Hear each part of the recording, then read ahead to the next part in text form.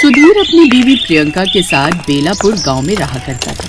दोनों पति पत्नी की शादी के 6 साल बाद भी उनकी कोई संतान नहीं थी, जिस वजह से अक्सर प्रियंका परेशान रहा करती और उसकी सास उसे ताने दिया करती।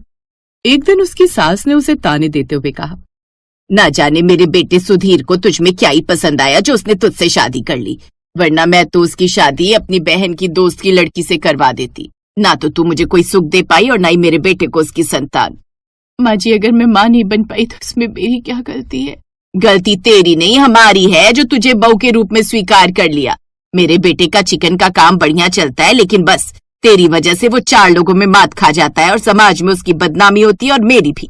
सुधीर का चिकन नान का काम बहुत अच्छा चलता था। वो बहुत ही बढ़िया बटर चिकन नान बनाकर बेचा करता और उसके ठेले पर ग्राहकों की भीड़ लगी रहा करती थी। लेकिन उसका घर बिल्कुल भी बढ़िया नहीं चल रहा था, क्योंकि उसकी माँ और बीवी की बिल्कुल नहीं पटती थी। एक दिन सुधीर ने अपनी बीवी को शहर के अस्पताल के बाहर ले जाकर कहा, चलो प्रियंका, आज मैं तुम्हें माँ के तानों से हमेशा के लिए छुटकारा दिलाने के लिए यहाँ लेकर आया हूँ। ये आप कैसी बातें कर रहे हैं? यहाँ पर हमें कैसे छुटकारा मिल सकता है माँ जी के तानों से? जिसके बाद सुधीर अपनी पत्नी प्रियंका को शहर की फेमस डॉक्टर के बारे में बताता है। दोनों अंदर जाते हैं और डॉक्टर कहती है, जी देखिए, आपकी रिपोर्ट्स मैंने देखी, आपको बच्चा तो हो जाएगा, लेकिन प्रियंका जी को साल भर के लिए बेड रेस्ट करना होगा और इसमें 1 लाख का खर्चा आ जाएगा, दवाइयों और डिलीवरी मिलाकर। पर डॉक्टर साहिबा, हम इतने पैसे कहाँ से लेकर आएंगे? मेरे पति का काम भी इतना अच्छा नहीं चलता, वो तो एक ठेला लगाते हैं। तुम चिंता क्यों करती हो प्रियंका? भगवान ने यहाँ तक हमें रास्ता दिखाया है तो आगे भी कोई रास्ता दिखा देंगे। अब सुधीर और प्रियंका आ जाते हैं तो वहीं सुधीर परेशान होता है कि वो पैसों का इंतजाम कैसे करे। वो गांव में कई लोगों से उधार मांगता है, लेकिन कोई उसे उधार नहीं देता। यही बात गांव के विनोद को भी पता चलती है। वो लालच में आ जाता है और एक दिन सुधीर जब अपने चिकन नान का ठेला लगाकर खड़ा होता है तो वो उसके पास आकर कहता है, अरे सुना है सुधीर कि तुझे 1 लाख रुपए की जरूरत है। मैं तुझे 2 लाख देने को तैयार हूँ, लेकिन मेरी एक शर्त है। क्या शर्त है भाई? अपना ये बटर चिकन नान का ठेला मेरे नाम कर दे और सब सामान और मुर्गियां भी। तेरा ये ठेला बहुत ही अच्छा चलता है, बस इस ठेले पर खड़े होने वाला आदमी बदल जाएगा, उसके बदले में मैं तुझे पैसे दे दूंगा। अब तू देख ले, तुझे संतान चाहिए या काम? अब सुधीर के पास कोई चारा नहीं था। वो अपना ठेला विनोद को सामान सहित बेच देता है और अपनी बीवी का इलाज शुरू करवाता है, जिससे अब उसकी बीवी और माँ दोनों खुश थे, क्योंकि उसकी बीवी कुछ ही हफ्तों में गर्भवती हो जाती है।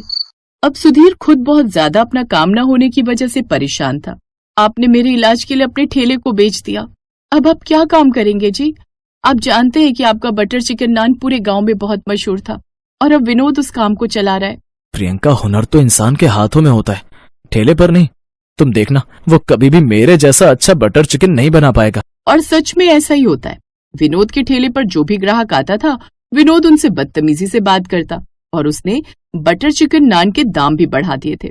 भैया 1 प्लेट बटर चिकन नान तो लगा देना। ठीक है भाई साहब, 150 लगेंगे। पर सुधीर भाई तो 100 लिया करते थे। अरे सुधीर गया, दाम गए, अब 150 का ही मिलेगा। लेना है तो लो, वरना भीड़ कम करो यहाँ से। एक दिन सुधीर जब नए काम की तलाश में जा रहा था तो उसे उसके 2 पुराने ग्राहक रास्ते में रोक लेते हैं। अरे सुधीर भाई, आपने तो हमारे साथ धोखा कर दिया यार। हमें नहीं पता था कि आप अपना ठेला और अपना काम उस विनोद को बेच देंगे। क्यों भाई साहब, आप ऐसा क्यों कह रहे हैं? क्या हो गया? वो एकदम बेस्वाद चिकन नान बनाता है और दाम भी बहुत बढ़ा रखे। हम तो आपसे यही कहेंगे कि आप एक नया ठेला खरीदकर बटर चिकन नान लगाना शुरू कर दो। भाई साहब, पैसों की तंगी के कारण ही तो मैंने अपना कारोबार विनोद को बेचा था। पैसे होते तो मैं अपना ठेला लगाना लेता, हमारे पास तो पैसे ही नहीं है। तभी एक ग्राहक उसे घर पर बटर चिकन बनाकर सप्लाई करने का आइडिया देता है।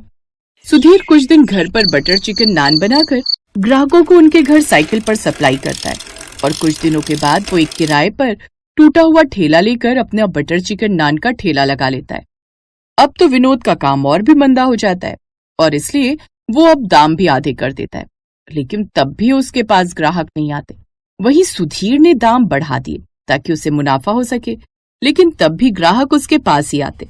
सुधीर भाई, हम तो तरस गए थे तुम्हारे हाथों का ये बटर चिकन नान खाने के लिए। सच में ऐसा स्वाद तो कहीं नहीं मिलता।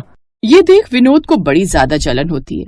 तभी विनोद सुधीर के ठेले पर आता है और उसे धमकाते हुए कहता है, सुधीर, तूने मेरे साथ छल किया है। तूने मुझे अपना ठेला और काम बेचा था, तो तू मेरे ठेले के आगे अपना ठेला कैसे लगा सकता है? मैंने तुझे इस चीज के 2 लाख दिए थे, या तो मेरे पैसे वापस कर या अपना ठेला हटा। कैसी बात कर रहे हो भाई? मैंने तुम्हें अपना सारा सामान, सारी मुर्गियां और ठेला दे दिया। अब मैं नए सिरे से अगर अपना काम कर रहा हूँ तो इसमें तुम्हें क्या दिक्कत है? मैंने तुम्हें अपना काम दिया था, अपना हुनर नहीं। तूने मेरे साथ धोखा किया है और इस बात का फैसला पंचायत ही करेगी। लेकिन पंचायत भी सुधीर को ही सही ठहराती है। गुस्से में विनोद उसी रात चुपके से सुधीर के ठेले को तोड़ देता है और उस पर तेल डालकर आग लगा देता है। लेकिन इसमें उसके हाथ भी झुलस जाते हैं, जिससे अगले दिन सुधीर को उस पर शक हो जाता है और वो पुलिस के साथ उसके घर जाता है, जहां वो विनोद के दोनों हाथ देखता है जो कि जले हुए रहते हैं, और फिर उसे पुलिस के हवाले कर देते हैं। मुझे माफ कर दो सुधीर, आज के बाद मैं तुम्हें कभी परेशान नहीं करूंगा। सुधीर से 2 लाख वापस भी नहीं मिलेंगे और उसका ठेला और उसका सारा सामान वापस कर देना। साहब, आपका बहुत बहुत शुक्रिया। आपने मेरा पुराना ठेला मुझे वापस दिलवा दिया, लेकिन मैं वादा करता हूँ कि मैं धीरे धीरे उसके सारे पैसे वापस लौटा दूंगा, क्योंकि मुसीबत के वक्त उसने मेरा साथ दिया था। और विनोद को भी अपनी गलती का एहसास होता है। अब सुधीर के पास उसका ठेला वापस आ जाता है।